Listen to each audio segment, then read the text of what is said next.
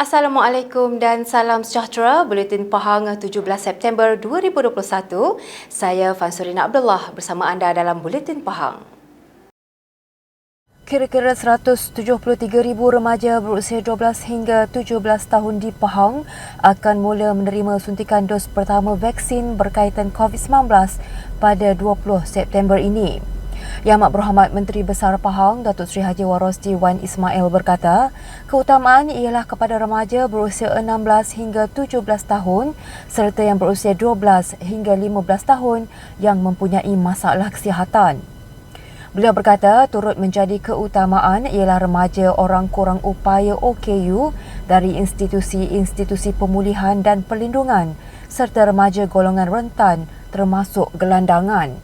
Menurut beliau, selain remaja dalam kalangan pelajar dari Sekolah-Sekolah Menengah Kelolaan Jabatan Pendidikan Negeri Pahang JPNP, turut melibatkan ialah Sekolah-Sekolah Menengah Agama Negeri Kelolaan Jabatan Agama Islam Pahang JAIP dan institusi-institusi pendidikan kelolaan Majlis Amanah Rakyat MARA.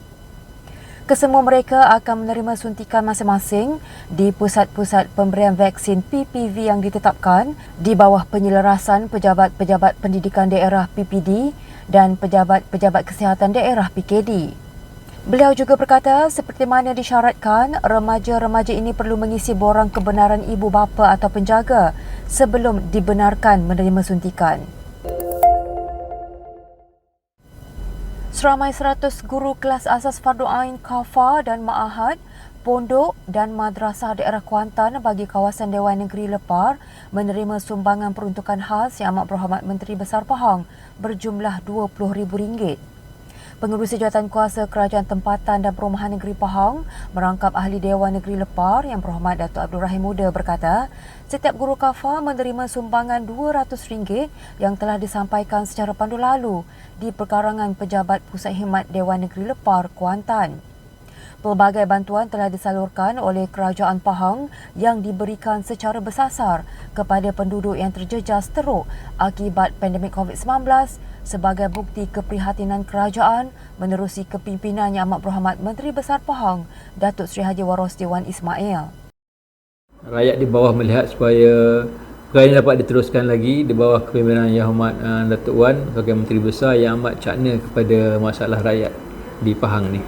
Beliau berkata demikian kepada Unit Komunikasi dan Media Pahang UKOM selepas majlis penyerahan peruntukan khas Yang Amat Berhormat Menteri Besar kepada pegawai masjid, guru khafa dan ma'ahad, pondok dan madrasah daerah Kuantan dan penyampaian hadiah pertandingan hiasan jalur gemilang di perkarangan Pejabat Pusat Khidmat Dewan Negeri Lepar, Kuantan. Pada majlis sama turut diserahkan jubah kepada 7 wakil penerima bagi masjid dan surau daerah Kuantan bagi kawasan Dewan Negeri Lepar menerusi inisiatif jubah kepada pegawai masjid dan surau. Selepas itu, Yang Berhormat Datuk Abdul Rahim turut menyampaikan hadiah kepada pemenang bagi pertandingan hiasan jalur gemilang melibatkan Pusat Daerah Mengundi PDM UMNO bahagian Paya Besar. Pahang mencatatkan sebanyak 832 kes baharu COVID-19 dengan Kuantan menjadi daerah paling banyak kes hari ini. Berdasarkan maklumat daripada Jabatan Kesihatan Negeri Pahang JKNP, Kuantan mencatatkan sebanyak 382 kes, Temerloh 234 kes, Jerantut 48 kes dan Lipis 47 kes.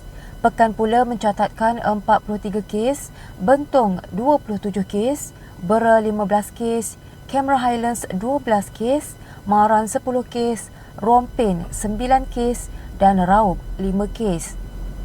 Pada hari ini terdapat 3 kluster baharu iaitu kluster Kampung Sungai Koi Jerantut, kluster Industri Kecau Tui Lipis dan kluster Taman Selinsing juga di Lipis. Justru Jabatan Kesihatan Negeri Pahang mengingatkan orang ramai supaya terus mematuhi prosedur operasi standard SOP yang telah ditetapkan meskipun telah lengkap menerima vaksin. Sentiasa mengamalkan kawalan kendiri dengan memakai pelitup muka secara betul, menjaga jarak fizikal 1 meter, kerap membasuh tangan dengan sabun dan air atau gunakan cecair pembasmi kuman dan segeralah ke klinik kesihatan berhampiran sekiranya anda bergejala. Jika rakyat di negeri ini mengekalkan disiplin dan mematuhi SOP, maka rantaian COVID-19 pasti akan dapat diputuskan.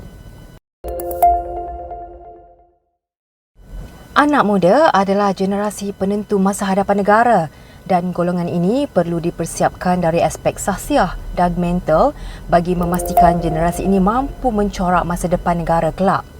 Yang Amat Berhormat Menteri Besar Pahang Datuk Seri Haji Warosti Wan Ismail berkata, harapan sama turut disuarakan bagi anak muda khususnya di negeri ini agar mencari dan mencungkil kualiti diri bagi persediaan.